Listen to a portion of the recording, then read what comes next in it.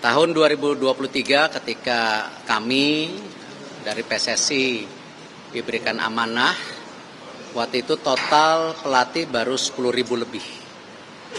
Setelah kita bekerja keras, jumlahnya naik 49%, sekarang di 15.000 lebih.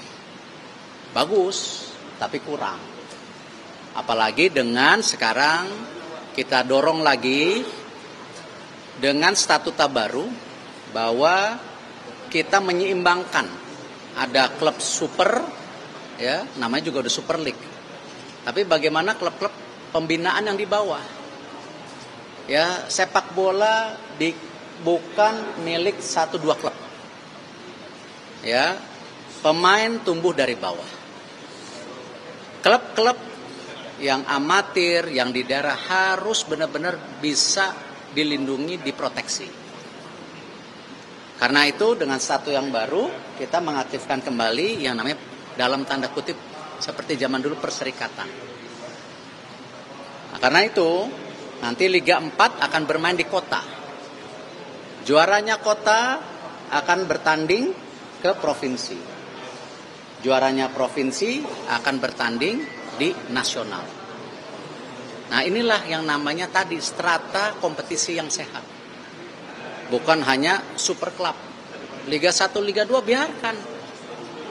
Ya, karena ketika bertanding di AFF, AFC hitungannya tadi penilaian bagaimana klub-klub Indonesia berprestasi di luar negeri, tetapi bagaimana pembinaan. Nah, ini yang kita harus jaga. Apa kaitannya dengan kepelatihan?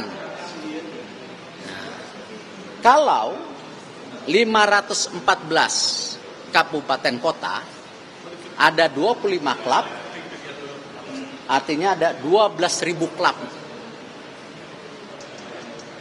Nah, kalau kali 3 kan 1 pelatih 2 asisten kan, berarti perlu 36.000 pelatih. Tadi jumlahnya 15.000, kurang. Makanya percepatan ini perlu kita dorong. Saya juga sudah minta sama PSSI untuk mendorong Asprof yang namanya biaya lisensi kepelatihan harus dimurahkan. Training kepelatihan semua sekarang era digital, harus dimudahkan dengan sistem digital. Nah, seperti hari ini kita sudah merekrut dari 15.000 kepilih 200 lebih, ini yang lisensinya tinggi, ya, untuk sebagai basis daripada tentu kepelatihan nasional. Ya, karena dengan hadirnya pelatih seperti Coach Patrick, Coach Gerald, Coach Frank, ya, Coach Mochi, ya, Coach Akira, ataupun banyak pelatih di liga, mereka wajib transfer knowledge. Ya, jadi biar ada pelatih-pelatih kita mulai lahir. Ya, seperti Coach Nova yang berhasil meloloskan kita ke Piala Dunia U17. Mesti ada regenerasi terus. Ya, tidak hanya pelatih asing terus, tapi pelatih lokalnya harus terus kita dorong. Nah, ini saya percaya keseimbangan, saya tidak percaya yang namanya ini. Dan saya berterima kasih juga, saya tadi melihat JIS, ini kangen sama JIS, karena kalau datang ke JIS selalu dibuat kontroversi. Ya, padahal saya dari dulu sayang sama JIS. Apa yang saya sampaikan di JIS itu bukan politik. Saya ingin JIS ini dipakai. Ya, Pak Dirut benar nggak dari dulu saya nggak ada politik. Ya, bahkan saya ketemu Pak Pram, Pak Gubernur, ya, begitu beliau terpilih saya bicara JIS. Ya, alhamdulillah tadi saya dapat laporan setelah U17 ada peningkatan. Ya, akses jalan tol sudah tembus ya Pak ya. Nah, yang belum sekarang akses kereta api yang sedang dikejar. Lalu juga akses dari sini ke Ancol. Kan dulu salah satu catatan U17 itu. Lalu juga tadi dilaporkan nanti sistem rumputnya, karena memang tadi cahayanya tidak merata, rumputnya ini nanti ada sistem roll. Jadi 2 minggu di roll. Wah, top ini. Jadi supaya tadi saya sampaikan tim nasional bisa main di sini. Apalagi saya senang ya, bangunan yang dibangun ya dengan kemegahan dibangun Pak Anies dulu sekarang bisa mulai dipakai Persija. Nah, Pak Pram juga sebagai gubernur sudah terus merenovasi, mengupgrading. Nah, Persija udah punya home base di sini, ya. Semua pertandingan di sini, Pak, ya. Nah, artinya nanti ya klub-klub harus punya home base. Ya, stadion yang dibangun Pak Jokowi waktu itu, ya. Lalu Pak Prabowo membangun lagi, ya. Ini nanti total stadionnya bisa hampir 30 kalau tidak salah. Jadi kalau klub Liga 1, Liga 2 jumlah 38 nanti semua punya home base. Apalagi Pak Prabowo sebagai tentu Pak Presiden, ya, merupakan ya Dewan Kehormatan PSSI, ya punya komitmen besar terus mendorong. Ya, mendorong tadi bagaimana aset-aset ini harus efektif. Jangan dibangun terbengkalai tapi bisa digunakan oleh klub-klub di daerah, ya. Jadi anggaran efisiensi pemerintah daerah tidak perlu lagi mengeluarkan ongkos perawatan, semua di situ. Dan saya juga berterima kasih dengan Bapak Presiden, ya, bulan ini jadi bulan sepak bola, hiburan rakyat. Ya, kemarin sudah sepak bola putri, ya, kita tanding. Ya, lalu sekarang ada ya AFF, Piala Presiden, ya, ini hiburan rakyat. Terima kasih Bapak Presiden, ya. Kalau hasil naik turun, ya, tapi ini yang kita ini kan. Jadi terima kasih ya kepada media yang terus mendorong. Saya terima kasih kepada Kemenpora. Salam buat Pak Menteri yang bisa mendukung program PSSI. Terima kasih. Pak, hasil drawing. Oh, ini langsung drawing. Langsung drawing. Bukan hanya ini dulu. Langsung ganti topik. Jadi ini doorstop buat drawing rupanya. Padahal backdropnya beda. Boleh Pak Erik. Pak, hasil drawing gimana? Kenapa? Untuk pelatih-pelatihnya Apro sampai D ya? Ya. Ya, benar. Apro sampai D. Ya, yang D juga ada. Pematerinya Ada dari FIFA, Dari FIFA ada. tadi Adam Kelly, Coach Patrick. Ini lagi ngisi Coach Patrick. Ada Coach Sean Holden nanti. Dari Yang Dewa, Dewa, dari juara Persib. Yang juara liga ya. Bojan juga. Semua kita mesti apa ya? Dari AFC. Banyak Takeshi. pelatih, ada Pak Dadang, Pak Rahmat, ada Eko, apa semua, Coach Indra. Ini harus menjadi ekosistem urun rembuk. Jadi pelatih itu harus punya peningkatan kapabilitas. Karena teknik sepak bola berubah-berubah, selalu upgrade. Nah, sekarang lagi eranya Pep. Nah, dulu eranya beda lagi, ya kan. Kalau ngelihat pohon kepelatihan Pep, sekarang asistennya jadi pelatih semua gitu. Ya ini memang seperti itu kan eranya gitu. Ya. boleh ya divisi yang lain ya Pak? Isu yang lain. Ya. Drawing dulu dan juga update kabar operasi oleh seperti apa? Mungkin drawing dulu Pak. Ya. Dulu Pak, kita ketemu Irak sama Arab Saudi. Saya melihat kemarin setelah drawing, ya banyak pengamat membuat penilaian. Ya, ada yang pesimis, ada yang optimis.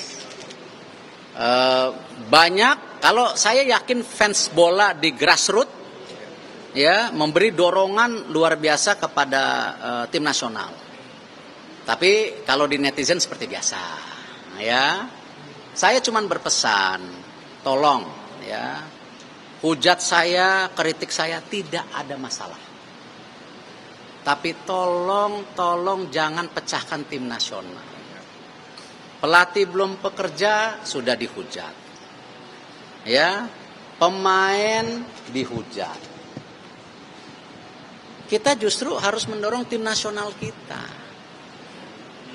Ya, kalau kami di PSSI biasa dihujat dari dulu juga puluhan tahun dihujat gitu loh. Tapi titip dengan segala kerendahan hati saya. Tolong tim nasionalnya dijaga. Ya, yang U23 lagi main, ya, dihujat, sepi. Kan kasihan. Ya kan? Yang U17 main, ya kan? Yang putri main. Saya sangat apresiasi kepada ya supporter sepak bola yang di grassroots, yang real, yang datang ke stadium. Itu, ya. Saya mohon. Saya Erick Thohir dihujat nggak apa-apa. Tapi tim nasional mohon didukung dengan segala dinamika prestasinya. Ya. Dan saya apresiasi fans-fans yang benar-benar menunjukkan kesetiaan kepada tim nasional ketika tadi menang dan kalah. Ya, semua itu proses, tidak ada quick win. Ya, Coach Sintayong 4 tahun diberi kesempatan. Ya, semua diberi kesempatan. Coach Indra diberi kesempatan, semua diberi kesempatan. Ya, dan kita harus mendukung. Nah, sekarang kita menghadapi situasi yang berat. Nah, terus yang dibilang, oh, Ketua Umum PSSI berat, pesimis. Nah, salah lagi. Kan ini realita. Dulu awalnya tuan rumah netral. Betul? Ya, terus ya udah diputusin. Sekarang tuan rumahnya ada 2. Qatar dan Saudi. Ya, terus kalau udah diputusin terus kita ngambek, nggak mau datang, ya nggak bisa. Ya kita harus perang, fight gitu loh. Ya kan? Nah, sekarang sudah drawing. Ketemunya Saudi dan Irak dan Indonesia. Kita ranking 118, yang 2 ini 5958. Terus apa? Ya udah, rankingnya jauh udah gitu ya. Ya enggak, kita persiapan. Betul nggak? Ya, nih tadi malam semua pemain saya WA. Ya, semua pemain saya WA. Nanti jangan disorot lagi ini WA pemain intervensi. Bukan, semua pemain saya WA. Kenapa? Kasih tahu nih hasil drawingnya mana? Ya, semua saya WA nih mana? Tuh ada Joe, tuh ada Justin, ada Marcelino, ada Ricky Kamboya, saya WA. Ayo siap-siap, prepare. Ya, karena kenapa? Ini kan tim nasional ini bukan klub. Betul nggak? Seluruh pemain harus main di klubnya dulu. Ada resiko juga. Ya kan? Lalu dia ke tim nasional, latihan berapa? 3 hari, langsung tanding. Tuh kan? Gitu. Nah, adaptasinya sangat pendek.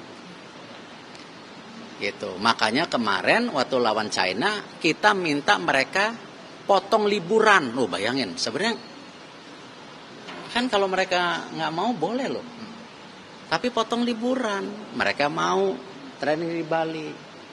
Training di Bali mulai liburan, ya orang dia potong liburan training di Bali. Nah, dia liburan. Ya, potong liburan, training di Bali. Nah, hasilnya bagus, gitu kan. Nah, sekarang nih kita menghadapi lagi. Ya. Nanti Oktober kan belum diputuskan ngumpul di sini atau ngumpul di Saudi. Nah, belum nih. Tapi September kita persiapkan ya uji coba di Surabaya. Kenapa di Surabaya? Cukup panas. Itu ada alasannya. Kenapa di Surabaya cukup panas? Ya. Kenapa lawan negara-negara Timur Tengah? Ya karena alasannya kan ketemu Timur Tengah gitu loh. Kan itu yang kita lagi persiapkan. Jadi kenapa kita coba yang sebaik-baiknya gitu. Kita siapkan baik-baiknya, ya hasilnya apapun ya kita harus jaga gitu loh. Ya. Tapi jangan belum apa-apa dihujat, dijatuhkan, ya, belum main, belum apa. Akhirnya apa? Kita mempressure diri kita sendiri, mempressure pemain kita, mempressure pelatih kita. Jadi kontraproduktif. Justru mestinya kita jaga gitu loh.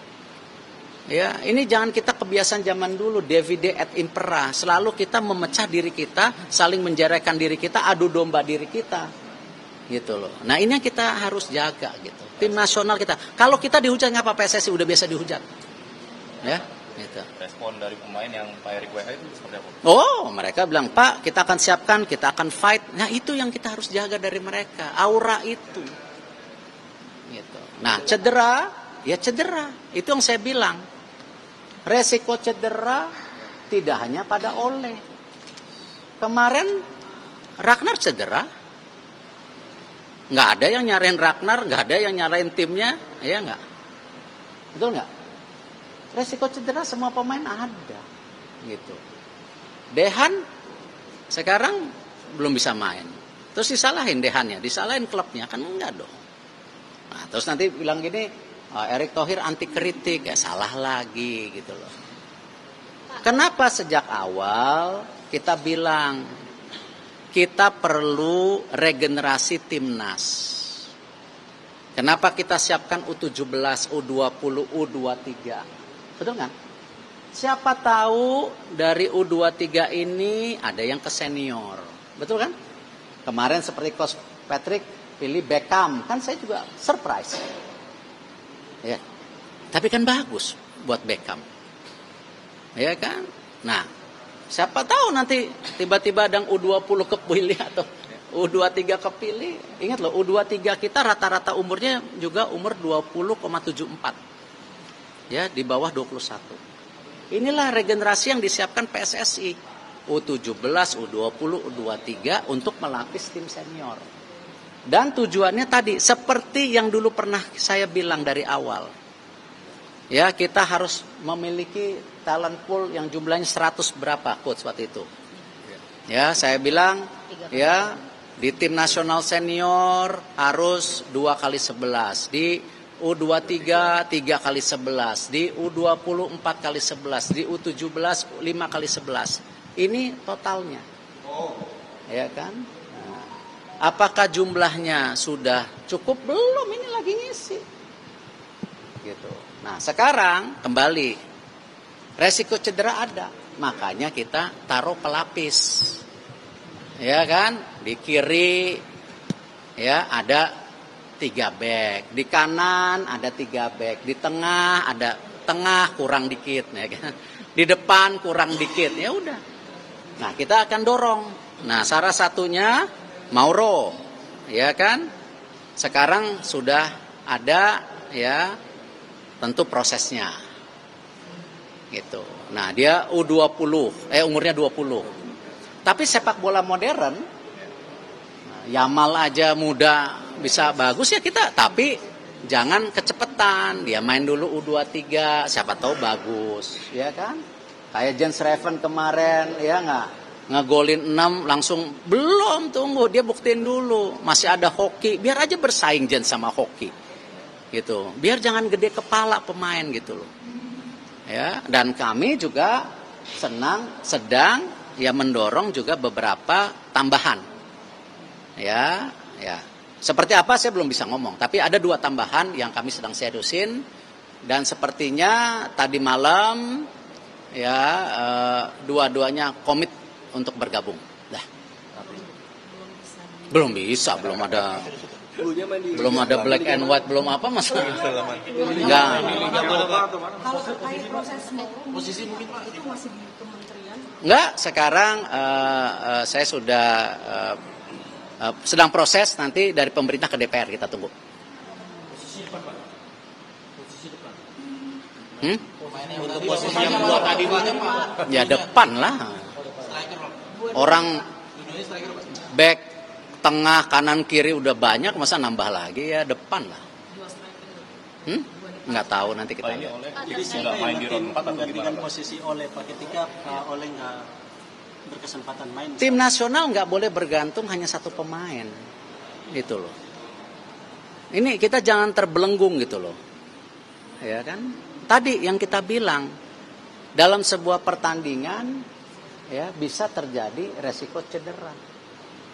Nah itulah kita bilang selalu 2 kali 11 tim senior, 3 kali 11, ya kan kemarin juga sama.